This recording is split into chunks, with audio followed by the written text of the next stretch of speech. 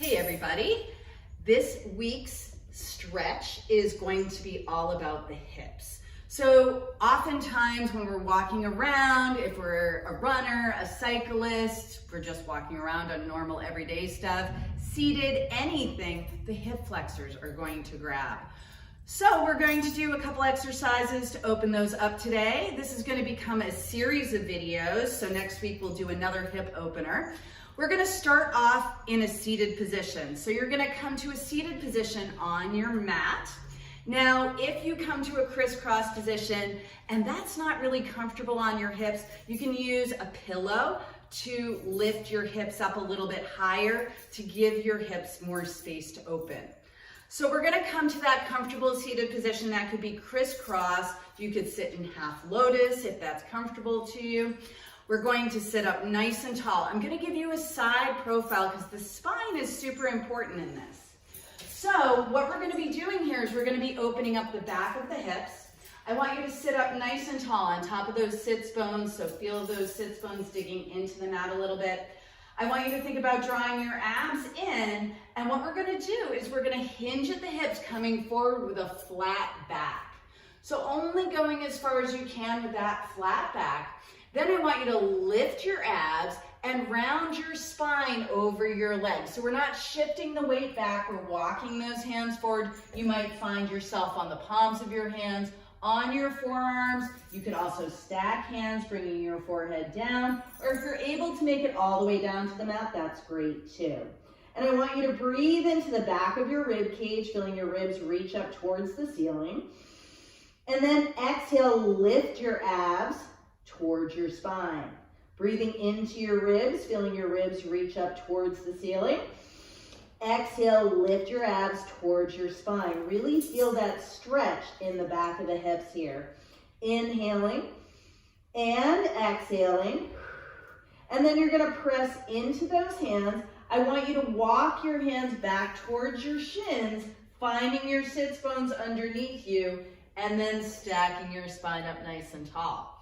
We're going to change the cross of the legs. So the other leg is going to come in front or on top or whatever position you are in.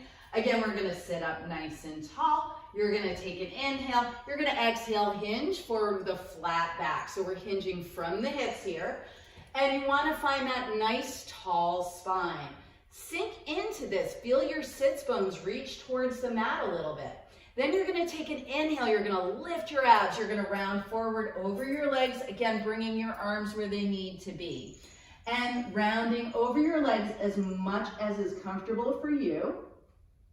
And I want you to breathe into your ribs, feeling your ribs expand towards the ceiling behind you. Exhale, lift your abs, really start to feel that stretch in the back of the hips. Inhaling, ribs up towards the ceiling. Exhale, lifting your abs. One more time, inhaling into the rib cage. Exhale, lifting your abs. You're going to press into your hands. You're going to slowly start to walk your hands back towards your shins. Feel those sits bones root down and then stack your spine from there. All right, the next exercise that we're going to do today is we're going to bring the soles of the feet together. So this position here is something that I've noticed over the years teaching many clients, that we feel like we have to have our heels super close to our pelvis to really accomplish this stretch, but that's not true. What we're really looking for here is a tall spine.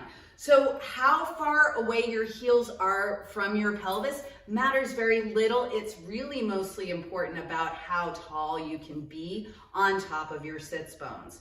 The other thing that is something that we want to avoid is the bounce. So you'll see people doing this all the time. Really not healthy for the hip flexors. It's really not healthy for your muscles to bounce. So if you feel like you need some of that sensation, try rocking from side to side a little bit. This feels kind of nice too. And then what we're going to do, again, I'm going to give you a side profile. So we want to make sure we're seated nice and tall. Again, where your hands are, they could be on your toes, they could be on your ankles, on your shins, whatever works best for you. It's not about how far down your knees go, it's where your body is today.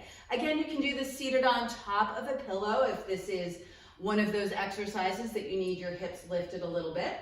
You're gonna sit up nice and tall. You're gonna take an inhale. Again, you're gonna hinge forward with a flat back. So you can use your hands to help pull you forward a little bit.